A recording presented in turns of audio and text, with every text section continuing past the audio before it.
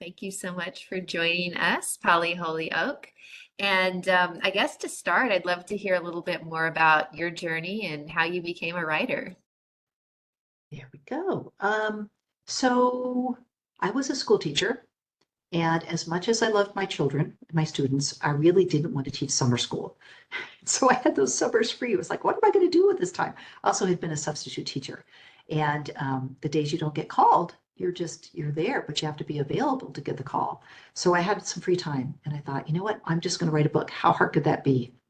Turns out it was a little harder than I thought it was going to be. But yeah, I started writing in my summers and when I was a sub, and one of my big pieces of advice always is to write the kind of book that you wanted to read or you wanted to read when you were a kid, if you want to write children's fiction. So I definitely wrote a lot of fantasy because I loved fantasy when I was a kid. I usually write stories about, shy kids who make a difference. Because that's the kind of story I wanted to read. And that's worked really well for me. So the Neptune Project is another story of a shy girl who has to go live in the ocean and she ends up leading her group. And in the end, over 3 books, she ends up saving us from climate change, as if it could be that easy, right? And the same thing again. I also seem to like talking animals. So there seem to be telepathic dolphins in the Neptune Project. And then in this series, which is about kids on flying horses, my heroine can also communicate with a flying horse. And I loved horses and I loved animal stories when I was a kid. And I think we really like stories where kids have a bond with animals. Like there's one creature out there that understands them and accepts them and loves them, which is why we're always going to have animal kid stories. So I liked reading those. And so that's what I ended up writing. It's wonderful. Yeah, and so you had written this book and you wanted to get it out there. And so how was that process of finding an agent or an agent for your book? So you really need to know what agents like to represent what stuff. You have to do your homework. And it has become much easier in some ways with the internet. It also has become more complicated because there's so many more that you can reach out to. But I just always say you definitely need an agent today. Over 80% of the fiction coming out of New York now is from agented writers. That's a change. It used to be that you could send in your manuscript into what we call the slush pile, or you could just send it without an agent. But today you really need to get that agent, and that can take quite a bit of time. So you want to save time by doing your homework and making sure that you are sending your fantasy novel, adventure, exciting novel. Make sure you're sending it to agents who like that kind of fiction. Do not send this to a cookbook agent who loves cookbooks or who loves nonfiction. And people will do that. I mean, writers will just waste time. What you want to do is you write a query letter, which is a one-page description of your project, and why you are the right person to write it. And I think the big difference is if you can get some of the flavor of your writing into your query letter, that's much more apt to hook the agent because they get hundreds of query letters every day. So I might have maybe started writing romance to begin with, and I might have had a romance author, and I'm not going to tell you my pen name. And so I had a romance agent who represented several romance books for me. And then I knew that I wanted to write a dystopian novel set in the ocean. So I found an agent through Publishers Weekly Dealmakers database. And I found one that had, this is dystopian with a twist, right? When I wrote this 10 years ago, there were no sea books. There were no dystopian novels set in the ocean.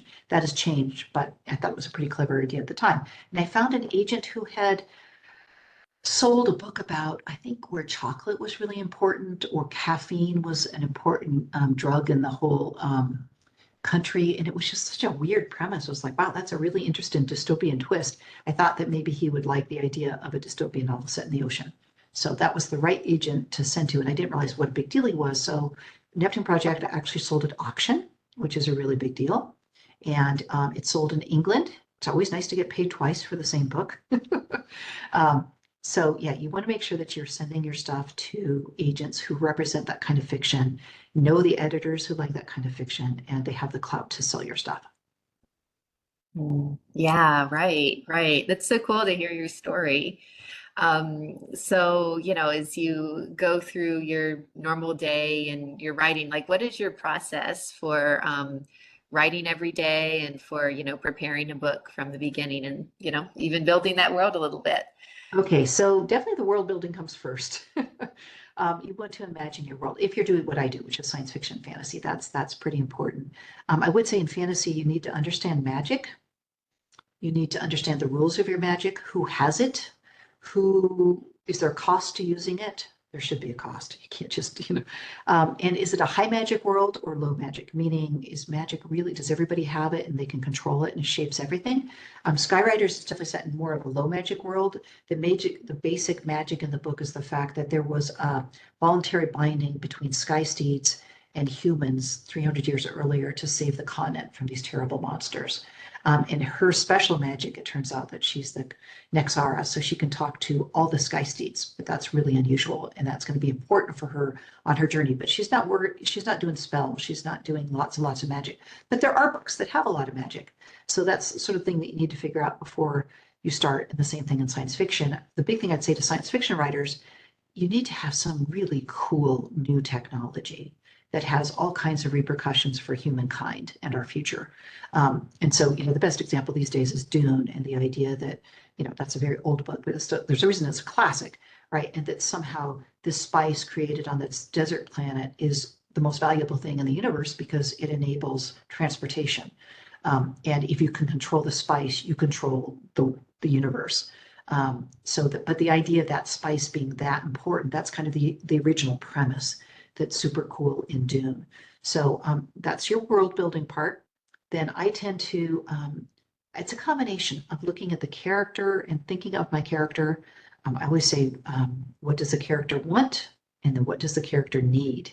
And that's part of the character art. And I think a flaw oftentimes in fantasy and science fiction is that it's so plot driven that sometimes people cut corners on their characterization. And I don't want to fall into that. So I spend a whole lot of time thinking about my character and what is it that they think they need that will make them happy. So in Skyriders, it's that Kai thinks she just wants to be promoted to, she's a junior Sky Courier and she wants to be a senior Sky Courier, and then she'll have more money and she can take better care of her Sky Steed and her uncle and her orchard. But what she really needs underneath that all is she needs more friends. She's super shy. She lives by herself and just takes care of her uncle. And so there's a need underneath there. And by the course of the first book, she's learned to trust. And she, her character arc, she's learned to trust more people and she actually has made friends. Her Sky Steed, by the way, is always telling her she needs a herd of her own, which cracks me up because horses are really herd animals. And so by the end of it, she kind of has a herd of her own. So there's the characterization part. And then when you're actually plotting, for me, I'm not a pantser. There's the whole, do you do it by the seat of your pants? I think character-driven stories, you can pull that off easier. But when you're building fantasy worlds and you're building towards usually some defeating the bad force or the bad guy or the bad gal who's putting everything at risk, you need to think about, you need to plot it. And so I'm ready to write when I've probably imagined 20 key scenes. I love to daydream. I say it's really important, by the way, for kids to daydream. We should cut them off from their phones and let them daydream more often. So I've daydreamed 20 of the most exciting, pivotal scenes. And when I have those scenes, either I'll write a short synopsis or I'm just ready to jump into it. And then it's just really important to keep pushing the story forward. If I get stuck, a lot of times I'll go ahead to the next scene. You don't have to write a book in chronological order. People always think they have to start at the very beginning and they have to write it in this way. And if you get stuck, sometimes it's more fun to just jump ahead to the next life-threatening scene, and that gets you unstuck. But I know so many people that want to be published and want to write whole books, and they just can't make themselves do it because what they say is, today I'm going to start a book. And then they just stare at their computer or they stare at their journal and they don't write anything. So I think there's a lot to be said for starting in the middle or starting with an exciting scene. You can always go back and write that beginning, which in fact is, from a marketing point of view, the most important page or two you're ever going to write. But it's hard to face that right at the start. So don't write the very first 2 pages. Just jump in someplace in the middle and start writing, and it'll be so much fun. You'll be hooked, and then you'll write a whole book before you know it. Maybe. Yeah, right, right. So, for kids out there who are, just learning how to write, or maybe you're interested in how to write, what would you tell them to begin? I would say, especially if you're like in 4th, 5th, and 6th grade, chances are your craft of writing is probably not sophisticated or spiffy enough to get yourself published. But you could still be doing things that will help your writing skills. So when I go to schools, and I visit a lot of schools, by the way, I'm available to do that. I used to be a teacher. I'll come to your school. But my assembly, my big message is you need to read, you need to write, you need to unplug from the gadgets and leave yourself more time to daydream. And so reading, read widely. It's great to read the stuff you love, but occasionally it's really good to pick up something that's maybe not the stuff you love. But that's more of an adult decision. I guess that's kind of hard to ask. Write, you could keep a journal. You could do a podcast. You could blog. Maybe there's something you're an expert about. Get your parents' permission and you could post a blog about soccer or write a blog about fashion. But every time you write, that's really good practice. And back to reading, every time you read a book, you're picking up vocabulary, and words are the building blocks of our stories. So the more words you know, the more vivid and enticing your story is going to be. So reading is really important, writing is really important. And I don't think we value daydreaming nearly enough in this society. It just makes me so sad. I love going to schools and saying, I'm going to be the first grown-up who's going to tell you you should daydream every day and you should daydream more often. You should practice your daydreaming. Kids might call daydreaming spacing out and zoning out. So I'm going to say you need to practice your zoning out, but you also have to choose the right time to do it. So if math and science or English are not easy classes for you, you probably don't want to daydream in those classes. A really great place to daydream is the car. It breaks my heart to see kids watching movies and watching TV shows in the car. That's prime daydreaming time. So if you I always say to kids, if you have to go to grandma's house and it's 2 hours away, tell your parents you don't want to watch a movie. They'll think there's something wrong with you. Then you fight with your brothers and sisters, and then you start daydreaming. And you can make up stories in your head that are like way better than anything you're going to see on the screen. And this is true even for if you don't want to be a writer, if you want to be a mathematician, you want to be a scientist. New ideas pop into our head when we let our mind drift. And unfortunately, there's some really wonderful things about cell phones and computers and video games. But when you're all plugged in to all these different things, what you're probably not doing is generating new ideas. And we need new ideas to keep our whole civilization and human beings going forward. So that's my biggest message of all is kids, practice your daydreaming. Oh, I love that. That's really cool.